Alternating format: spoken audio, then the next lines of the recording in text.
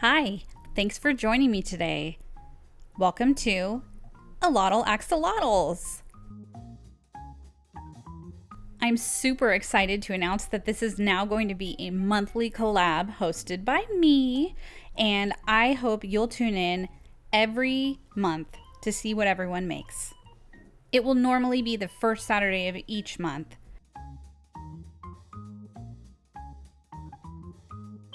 Today, I am making a couple of very cute glittered axolotl keychains, and I'm starting out with these little mini axolotls. They are actually made of resin.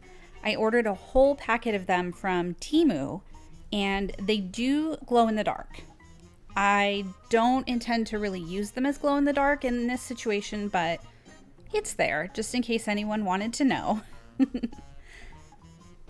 They're already pink on their little gills, or as we now refer to them, flirps. That one's for you, Johnny. In case you're wondering, Johnny is from Johnny Dark.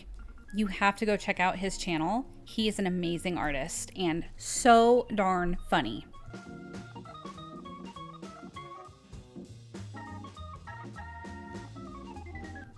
I end up putting more glitter on these guys later around different parts of their bodies.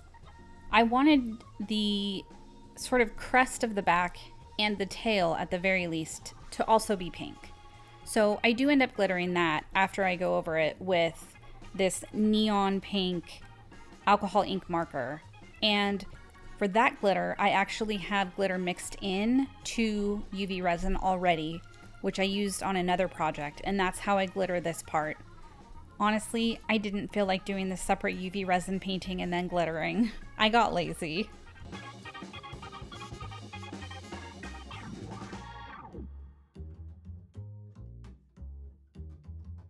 At this point in the process, I still wasn't sure whether or not I wanted to keep the glow-in-the-dark aspect of these, so I went ahead and used the transparent alcohol ink. Since I didn't end up wanting to highlight the fact that they glow in the dark, I definitely could have used paint, and I will do that next time. It provides a really good base when you're using glitter mixed into resin. When you're using glitter that's already mixed into resin, it can be really hard to get full coverage. In fact, it's almost impossible. So if you have a base color underneath, you don't have to worry about it so much. That's actually something that I learned making tumblers, and I know a lot of the folks that watch me don't actually do any tumbler art. But what I can tell you from having done tumblers for several years now is that a lot of the tips, tricks, and techniques that you use on tumblers cross over really well into resin art. After all, we are using the same medium. So I highly encourage you to watch my tumbler videos and other channels' tumbler videos, even if you're not a tumbler artist, because you can learn some really cool stuff that you can use in your regular resin art.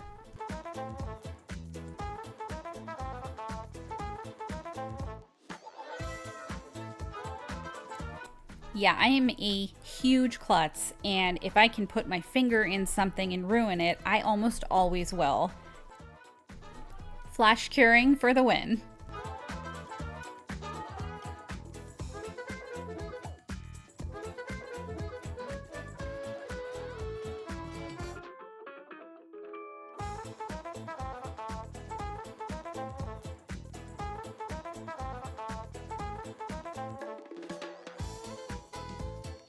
And of course, I know I have glitter on there, but I need a little extra sparkle, right? So rhinestones it is. I have these really nice, they're called jelly rhinestones, but they're neon. It looks really weird with the eyes, but I kind of liked it, so I did them all like that. But I have these neon rhinestones, and there was the perfect hot pink rhinestone color.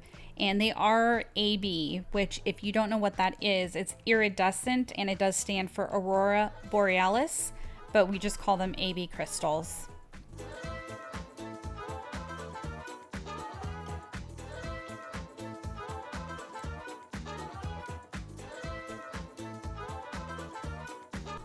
I do have a wax pencil for picking up rhinestones, but when I'm using rhinestones this little, I have a really hard time keeping the pencil itself out of the UV resin I'm putting it onto, so I opted for tweezers instead. And I need a way to hang these, so what I'm doing is I'm taking pliers and I'm opening jump rings. But instead of opening them front to back and sort of twisting them open, I open them wide so that they'll fit around the crest of the axolotl's back. I do attach it with UV resin, and I go over the entire axolotl with UV resin later as well to sort of seal everything in.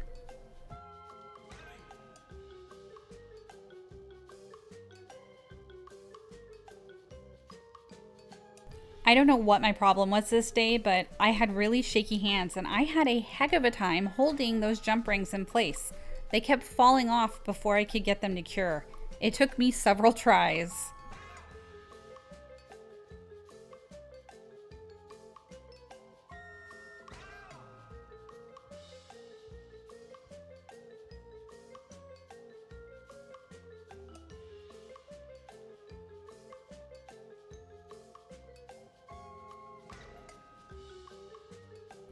This would have been a situation where having the double-sided UV lamp would have worked really well. And I do have the other side. It just doesn't work when attached to the top part. They each work independently of one another if you plug them in, but I can't use it as a double-sided lamp anymore, and I'm really sad about that.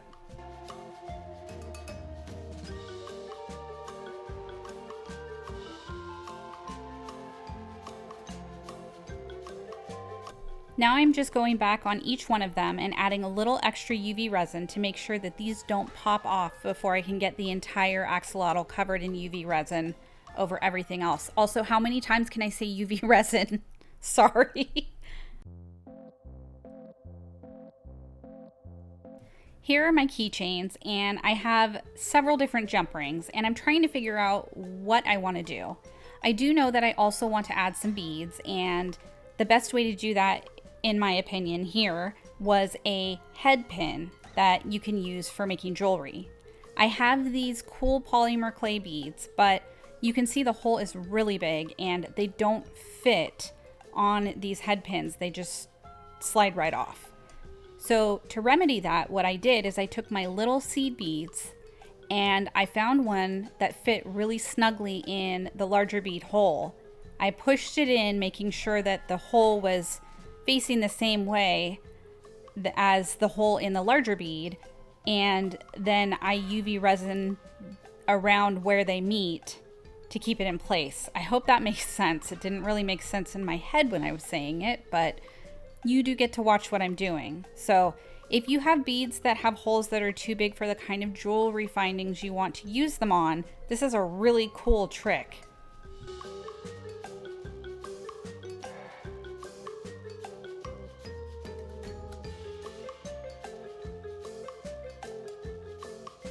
I do actually have a very nifty tool that makes loops for you, and that's because I'm really terrible at making loops myself.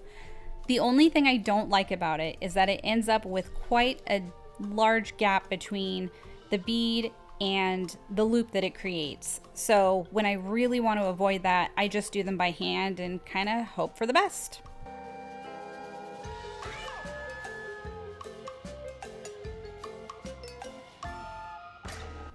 I also have larger jump rings that I'm using, and the cool thing with those is that I can actually put seed beads on the jump ring that I'm using, and it just adds a little bit more interest.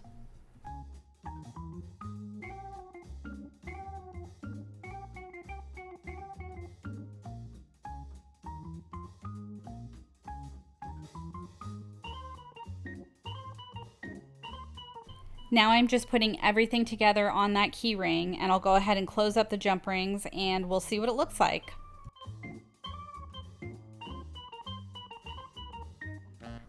Aw, so cute!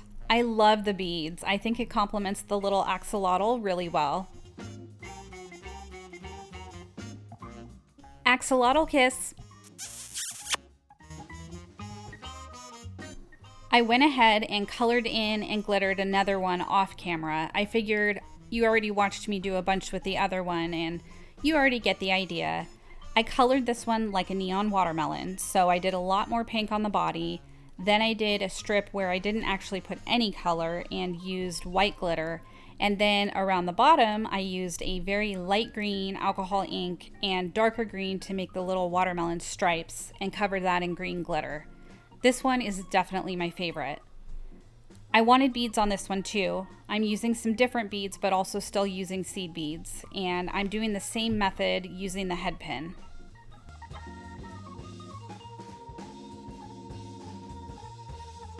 Keep an eye out for more neon watermelon projects coming your way. I have a series starting with my next Froggy Friday.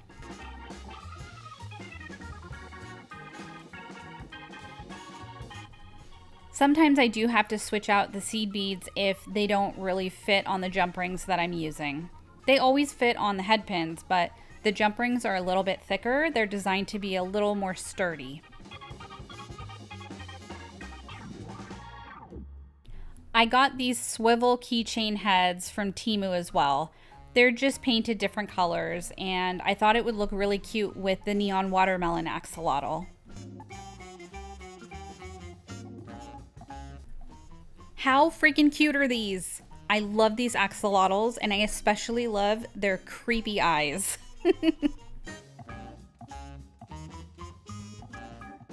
I feel like I might need to rhinestone an entire little axolotl. Let me know what you think. I hope you like these. And don't forget to watch the rest of the videos in this playlist.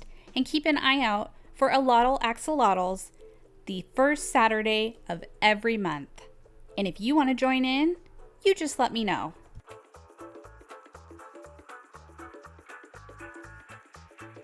I hope you like this watermelon cutie. Have a great rest of your day. Thanks so much for watching. Take care, my kitschy cats and kittens, and I'll see you soon.